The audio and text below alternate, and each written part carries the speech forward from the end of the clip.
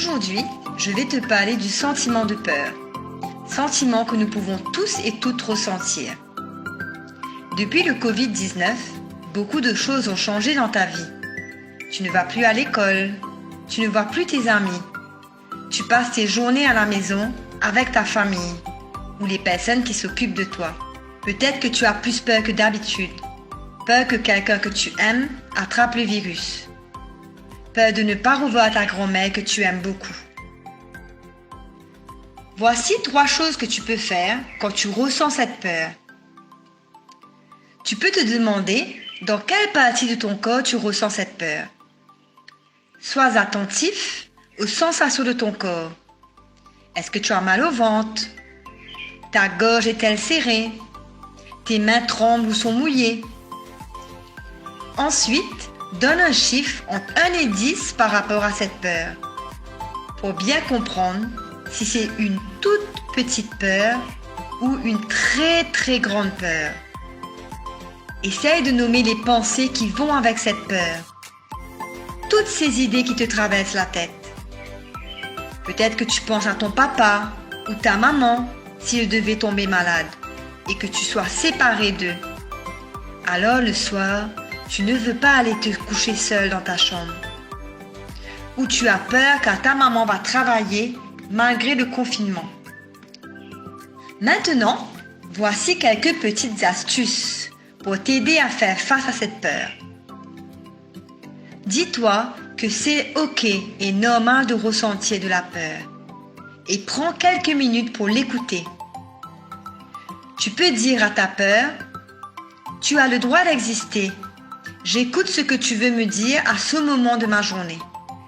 Tu peux, si tu le souhaites, dessiner, chanter, mimer, danser ou peindre tes peurs. Tu peux aussi en parler à une personne que tu aimes et à qui tu fais confiance.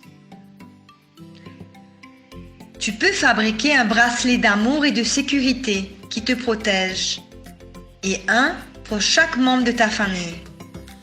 Ou trouver une autre astuce si tu sens que cela peut t'aider. Tu peux fermer tes yeux et respirer lentement en plaçant ta main sur ton ventre. Inspire en rentrant le ventre et compte jusqu'à 5. Expire en relâchant le ventre et recompte jusqu'à 5. Et fais-le plusieurs fois. Maintenant, quelques petits tips pour tes parents.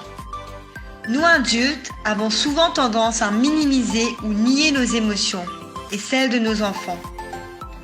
Il n'y a pas de bons ou mauvais sentiments. Les sentiments ne sont ni positifs ni négatifs. C'est ok et normal de ressentir divers sentiments, même s'ils peuvent être agréables ou désagréables.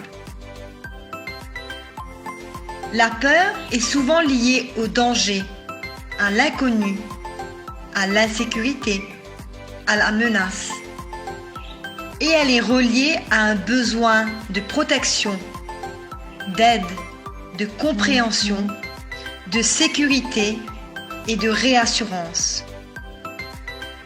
Quand votre enfant vous partage son sentiment de peur, prenez quelques minutes pour l'écouter. Vous pouvez lui dire « J'entends que tu as peur et c'est ok de ressentir cela. » Ou « Tu as le droit d'avoir peur. » Ou « Allons écouter cette peur ensemble.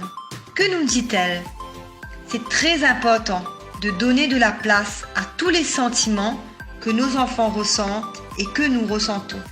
Une écoute de qualité soulage et permet à votre enfant de se sentir moins seul. Cela permet aussi de mieux le connaître et le comprendre.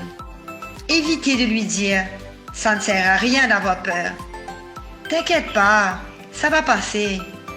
Mais non, ça ne fait pas peur. » Car cela nie son ressenti qui existe bel et bien.